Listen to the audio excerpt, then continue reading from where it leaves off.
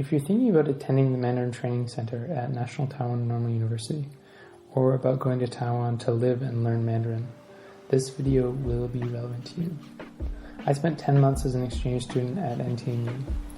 I came from Vancouver, BC, and I went there to learn Mandarin. That's what I did to some degree, but my expectations for improvement may have been a little lofty. I'll tell you what I got out of the experience compared to what I thought I would going in. Firstly, I'll say that it's easy to get lazy and avoid Mandarin when you're in Taiwan. The Taiwanese are very accommodating, and most of the population will have taken more than 10 years of English. Other exchange students I met had very similar things to say. Because Taipei is an increasingly international environment, English often ends up being the shared language in a room. I found it difficult to immerse myself in Mandarin with so many opportunities to speak English. With that being said, I had only studied Mandarin for a year before going to Taiwan. I can only say that I went into this experience very determined to immerse myself in Mandarin, and it did not happen.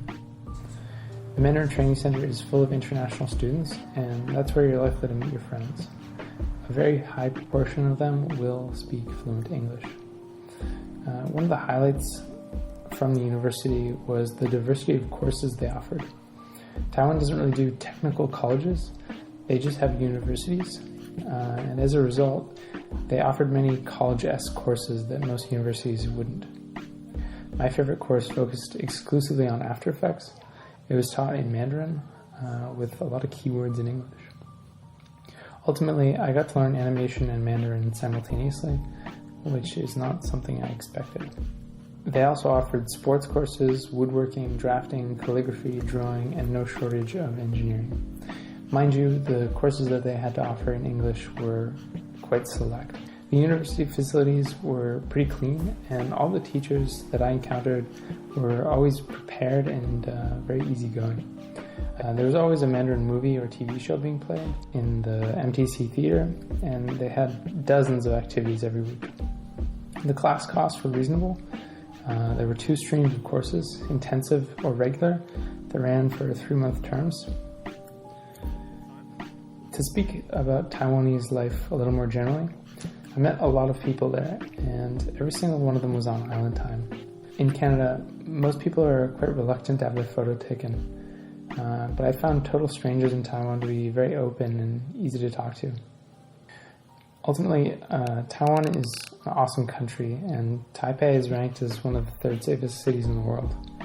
It's a lush place, and I was really impressed by the efficiency of transportation, how comfortable it was to live there, and how friendly people were. Before going to Taiwan, I'd always thought of Chinese work culture as very non-stop.